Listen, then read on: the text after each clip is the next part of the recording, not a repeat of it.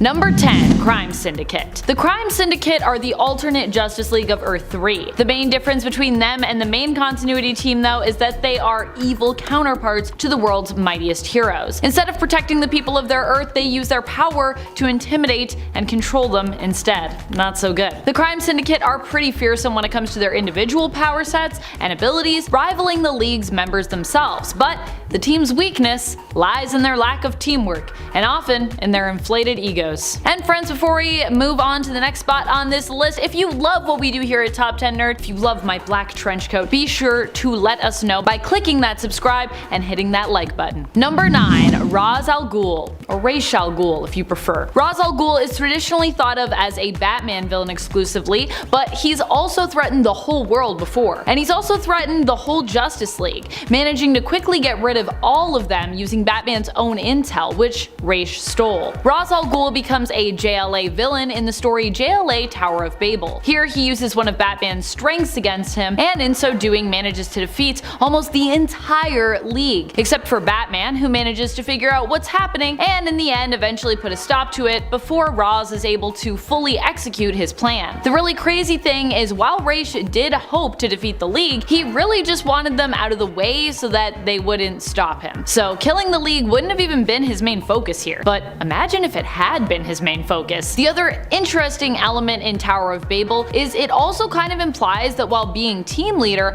Batman is also kind of a villain to the team, and even if Raz's plan ends up being stopped and the League recovers from the temporary defeat, Ra's at the very least did manage to destabilize the team by turning them against their own leader, Batman, who is forced to leave the team as a result of the fallout. So in a way, he kind of won that. Number 8. The Flash. Although it feels weird to include Wally West's Flash on this list, sorry Wally, he was for a short time a Justice League villain, or at least an antagonist, and without meaning to be, kind of an effective one too, although at the same time also being a victim himself here. This all went down in Heroes in Crisis, where Wally's own burden of knowledge of the previous continuity caused him to uncover records of trauma suffered by his fellow colleagues. Overwhelmed by emotion, Wally loses control of his powers, killing some who came to the Hero Therapy Center known as Sanctuary for counseling and treatment. Although like I said, he didn't really mean to. And later he was like, I gotta make this right. And he did make it right, so he's good. It's good now. Number 7. Squadron Sinister. This isn't so much an evil alternate Justice League as this team actually appears in the Marvel universe. But I'm gonna count it because I'm just stubborn like that.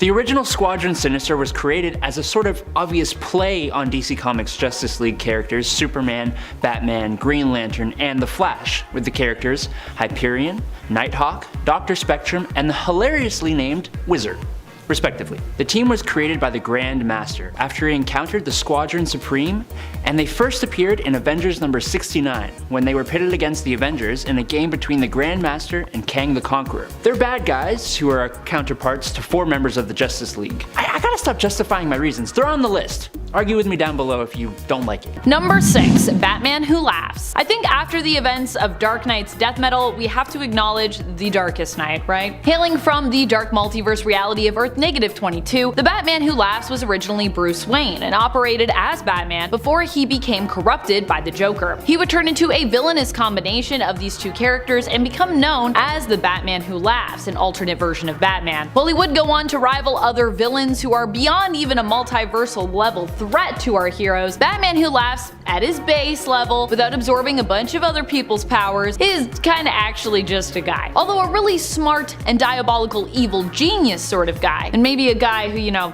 had his physiology slightly altered by Joker venom. But anyways, truly it's his brilliant mind and his determination that makes him so deadly. At number 5 is Grail. Daughter of Darkseid and Amazonian Marina the Black, Grail is a much more modern DC villain, and she could add a really interesting angle to the DCEU, partly because she actually opposes her father, Darkseid, on many fronts, which adds for some cool internal conflict within the villain ranks, but mostly because she could be woven into Wonder Woman's history due to their common Amazonian heritage. I think adding a villain who is linked to such a major character as Wonder Woman was a great great idea in the comics, and if Grail makes it into the DCEU, we can not only learn more about the family history and therefore the humanity of Darkseid, but also about Wonder Woman's family history as well. Number 4. Pariah. The crazy thing is Pariah originally was just a scientist who wanted to help save the multiverse, or at least warn people about its destruction, but in so doing, he kind of became driven mad by its inevitable end. Pariah is the one behind the death of the Justice League in the Death of the Justice League story arc, which happened recently, which builds up to the Dark Crisis event. He succeeded where many have failed as major Justice League antagonists. He actually managed to, kill the Justice League. Perhaps this was possible for Pariah because his motivation to do so was so strong. He wasn't actually killing them out of hatred or because he felt, they were in his way or they had done him wrong, but because he felt their very existence basically threatened the existence of the multiverse. Seeing another major crisis coming that was in essence triggered by the consolidation of all continuities and universes at the end of Dark Knight's death metal, Pariah felt the only chance he'd have at stopping it would be to basically eliminate the heroes of the day, thereby stopping the progression of the coming crisis. To him it made sense. I don't know if it makes sense to you. I don't know if it makes sense to me, but to him it made sense. Number 3. The Joker League. In Emperor Joker #1 of October 2000, the Joker has gained 99.99% of the reality warping powers of the 5th dimensional being, Mr. Mxyzptlk, and he used them to completely warp the world into an insane offshoot of our real world. In this Joker world, he has put together an evil, insane version of the Justice League called the Joker League of Anarchy. The team members include some characters we've seen before, such as Bizarro #1, Enigma, who's the Riddler, Gravedigger Lad, who is actually Jimmy Olsen, Lois Lane, Harley Quinn, and Poison Ivy. He has also created completely new characters that are wholly original to this story: Ignition, Bounty, Schism, and Scorched. He even has Lex Luthor as a jester. They are basically just the henchmen of this already pretty much all-powerful version of the Joker. Just another way of keeping him entertained, it seems. Number 2. Anti-Monitor. Speaking of beings who have the ability to destroy entire worlds, Anti-Monitor one-ups this by possessing the ability to destroy entire universes. He is the villain we know from the famous Crisis on Infinite Earths crossover event. This event completely changed the history of the DC universe, after the Anti-Monitor attacked and successfully destroyed many worlds, causing the continuity to in essence be reset and reorganized as a result of the fight against him. Also, I feel like you're a powerful villain if you can change up the whole world like that. That's pretty crazy. Number 1. Perpetua. Perpetua is actually probably one of the most powerful villains that the Justice League has ever come up against to date, and probably one of the most powerful villains just ever.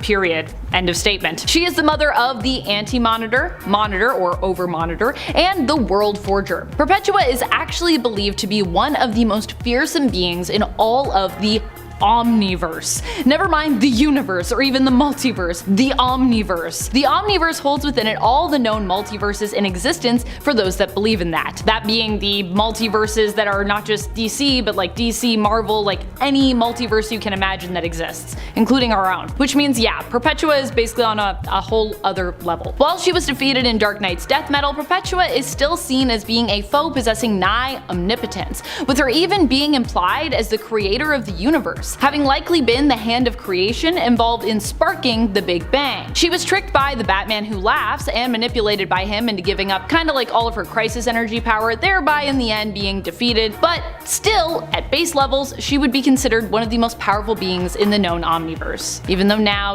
she got put in the Source Wall and it got destroyed, but still, I still think we need to tip our hats. Sure, she'll be back at some point. At number 10, we have Felix Faust. Although he's more of a classic character that might come off a bit campy, I think he still deserves a spot on the list. One of the reasons for that is that Faust would be a perfect candidate for the DCEU to explore the world of magic that exists in the comics, considering his power set. Felix Faust is able to access certain magical powers through his demonic familiars, giving him telepathy, summoning the dead, illusions, and much more. This could offer DC a way to cash in on the interest that the public clearly has for magic powers after the success of Doctor Strange and Scarlet Witch in the Marvel Universe, although in this case the character would be a villain. And despite the fact that he looks kind of cartoonish, we've seen comic adaptations modernize or cinemify, if you will, crazier characters before. At number 9 is Prometheus. What's unique about this entry is that Prometheus doesn't actually have any superpowers, which could be a cool opportunity for DC to explore the human side of a villain, like Marvel did with Thanos, for instance, which I think worked really well. And honestly, for a human character only using armor and technology to get as powerful as Prometheus does, he would be a very interesting DCEU character to see how he gets to that point of power and how he is capable of taking on the Justice League head to head. With his super advanced computerized helmet, he's able to download knowledge such as fighting styles and much more into his mind and learn new skills immediately. And this allows the character to grow in power exponentially, which offers for a cool arc in, say, a long-running TV series perhaps. I also just think Prometheus looks so cool that he needs to be featured in a live-action setting. At number 8 is Amazo. Amazo is a classic Justice League villain, and he still holds up, other than his name. His name is a bit corny, but he was introduced back in 1960, so what else would we expect? Credited as the very first android in the world, Amazo was created by Professor Ivo, sort of like a more humanoid version of Ultron, except he's created by a villain with the intention of making him evil. He's also got a very impressive power where he can absorb the powers and skills of others in his immediate vicinity, which gives this villain a lot of potential as a serious threat in the DCEU. Maybe he'd be more of a mini-boss type villain, but I think it would make a lot of sense that he would appear in the DCU just based on his history with the JLA and his crazy power set. Number 7. Lex Luthor. Many people see Lex Luthor as simply Superman's nemesis, but the truth is, his genius and ambition has also driven him to take on the whole League before as well. In fact, Lex has even been driven to make his own team to rival the League from time to time, being sometimes known as the leader of the Legion of Doom, depending on which continuity and which roster we're talking about, though it should be noted he was the leader of the original incarnation of that team that first appeared in the 70s animated series Super Friends. And even beyond that, Lex was also famous for targeting the Justice League with his Injustice Gang of the World in the 90s comics, which was actually brought together by Lex for the sole purpose of destroying the whole Justice League. So yeah, definitely makes you a Justice League villain if you're out to destroy them. At number 6 is Vandal Savage. This guy is known as an immortal caveman who has lived 50,000 years to the present day, and having taken part in many significant events in Earth's history. And honestly, I just love this backstory. I think Vandal Savage could be used to ground the DCEU in a way that it's been trying to do for a while now. With the Man of Steel, Justice League, and Suicide Squad franchises not quite hitting like the studios hoped they would, it might be time they bring in a character that has everything to do with Earth and the history of humankind. Perhaps they could weave in new villainous motivations based on his experience witnessing the evils of humanity throughout history, or maybe, I don't know, how the Earth has fallen victim to climate change at the hands of humans during his extended lifetime. I mean, he's been in support of some of the worst tyrants in the history of the world, so his connection with the human plight of evil could really bring a grounding presence to a DCEU project in a way we maybe haven't seen before. Number 5. Injustice League. Okay, so we have the Crime Syndicate of America, but there was also a team of villains put together to fight that team of villains. So, sort of technically making these villains heroes, but also not really because they're still villains. Right? The important information here is that the Injustice League, at least the one I'm referring to, was formed to combat the Crime Syndicate of America from Earth 3. The team's villainous members included Bizarro, Black Manta, Black Adam, Catwoman, Deathstroke, Sinestro or Parallax, Captain Cold, and they were formed and led by Lex Luthor. The team first appeared in Forever Evil number 3 in January of 2014 when the Crime Syndicate of America invaded the Prime Earth universe and tried, and very nearly did, take over the world. At number 4 is Brainiac. This guy needed to go higher on the list just simply because he's one of the more recognizable and iconic of the DC villains. And I know what you're thinking, Brainiac is more of a Superman villain than a Justice League villain, but considering he has faced off against the Justice League as well, I think that qualifies him to some degree. And it's Brainiac. He's got to appear in the DCU at some point. Even Zack Snyder has admitted that he seriously considered the villain for an appearance in his Justice League film. I could personally see Brainiac playing more like an Emperor Palpatine or a Baron Harkonnen from Dune, working behind the scenes with another villain taking the forefront at first, and then during a sequel coming out and showing his true power.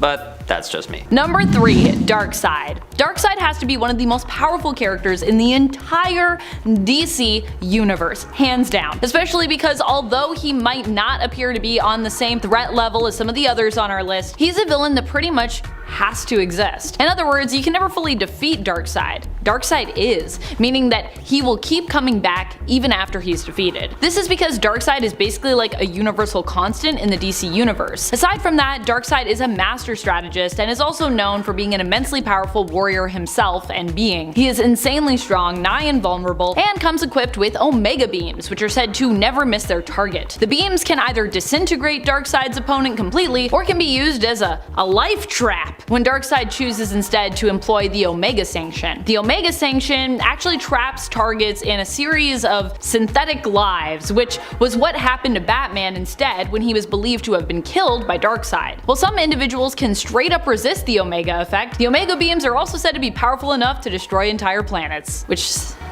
seems like a contradiction, but hey, maybe the people that can avoid the Omega effect are also themselves powerful enough to destroy planets. Would that make sense? I don't know. At number 2, we have the Injustice League. As much as it might not make for the most focused movie, having a whole team of the most iconic DC villains would just be epic. And I know there's Suicide Squad, but I'm talking as like an antagonistic force to a main hero in their movie. But I digress. And I put this one higher on the list not because it would be easy to pull off, but because if it were pulled off properly, it could be one of the more iconic efforts in the DCEU. To be honest, the only way I could see something like this really working to its fullest potential is if DC builds up their cinematic universe for another 5 years at least, and introduces each project's villains in a way that gives them all enough depth and hype that an appearance by the Injustice League would be invited, but we'll see. Finally, at number 1, we have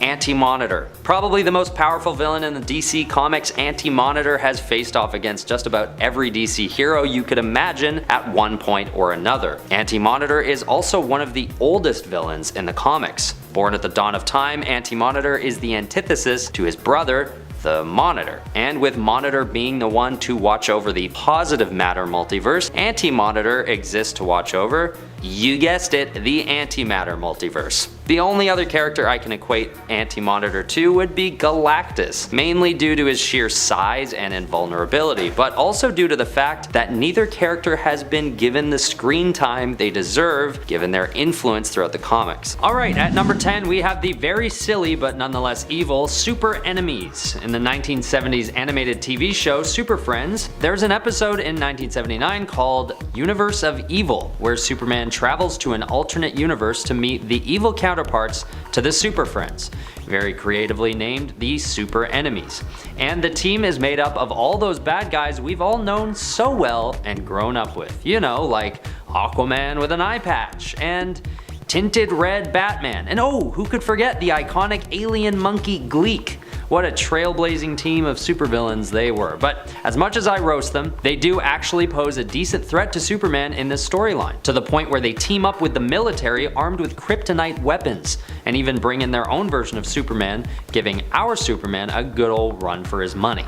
But luckily, Superman Prime finds something called an antimatter flask, which turns all the super enemies back to being good again.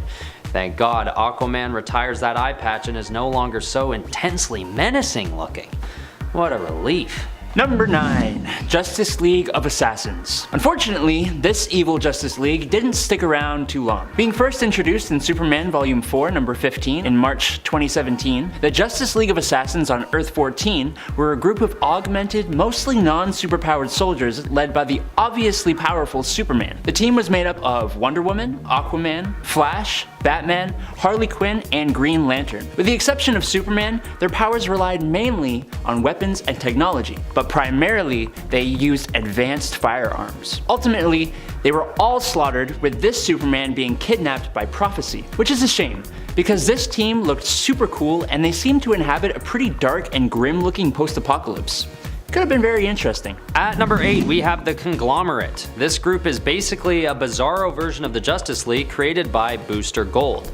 The group is formed after Booster's departure from the Justice League International due to a lack of respect from his peers. When Booster first fails to bring together a competent group of heroes to form the first iteration of the Conglomerate, someone named Claire Montgomery comes in to manage the group. With her, she brings along the likes of Deadeye, an alternate Green Arrow, Fiero, a guy with fire powers, Frostbite, an ice power guy, Elastaman, a stretchy man, Element Man, much like Metamorpho, Scarab, a knockoff of Blue Beetle, and Slipstream, a dollar store Flash. When they engage in a small friendly skirmish with the Justice League International, the fight quickly turns serious, and everyone learns at once that these new members have actually been brought from an antimatter world called Quard, and they're basically just entirely evil, and always had been.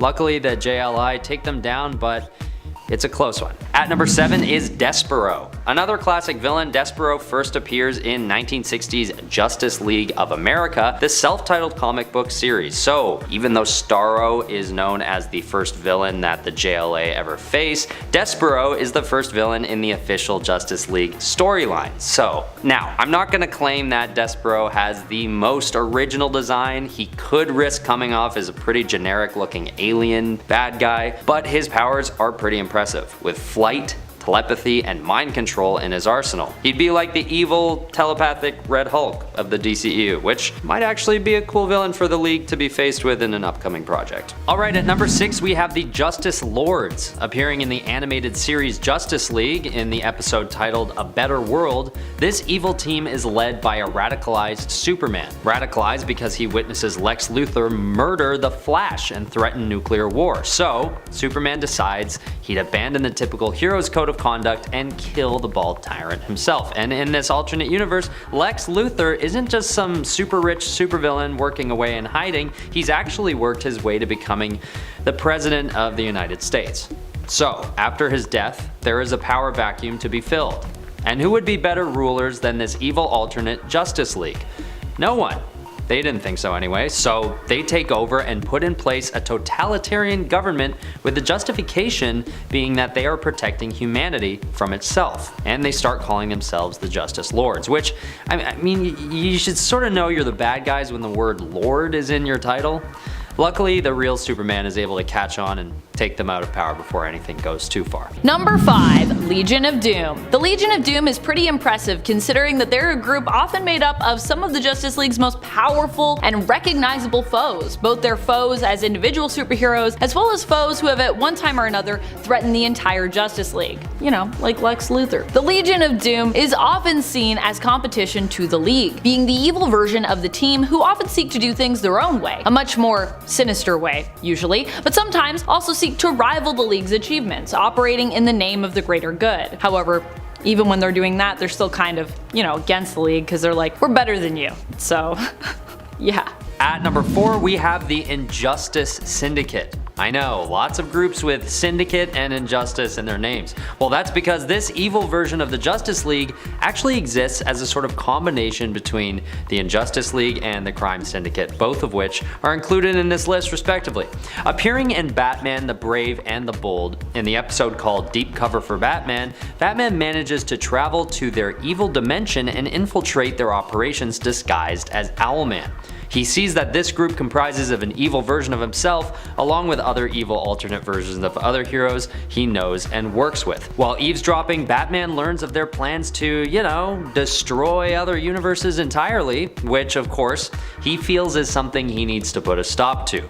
And it can't wait, naturally. So he decides to take all of them on himself, and because he's Batman, and it is his TV show after all, he wins. Those universes can thank him later. At number 3 is the Crime Syndicate of America. So is it just me, or would an evil version of the Justice League make for a pretty cool and unique antagonistic presence in a live-action DC project? As much as the evil doppelganger trope might be an old one, it still hasn't been tested out on the big screen in any major way yet, at least in the last 20 years. And when Marvel brought Civil War to the movies, it worked better than anyone might have expected. And that makes me think that heroes facing off against each other in the DCEU would really resonate with people right now. And with the crime syndicate coming from Earth 3, it could also open the door to more interdimensional conflicts. At number 2, I'm putting the Injustice League from the video game Injustice: Gods Among Us. Most of us already know how this story goes, but in case you don't, this is one of the cooler and more well-written storylines about an evil alternate version of the Justice League.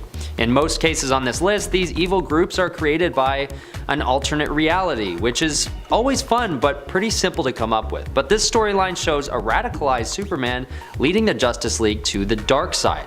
And like I said, this isn't because he's an evil version of Superman or one that's possessed by some evil force.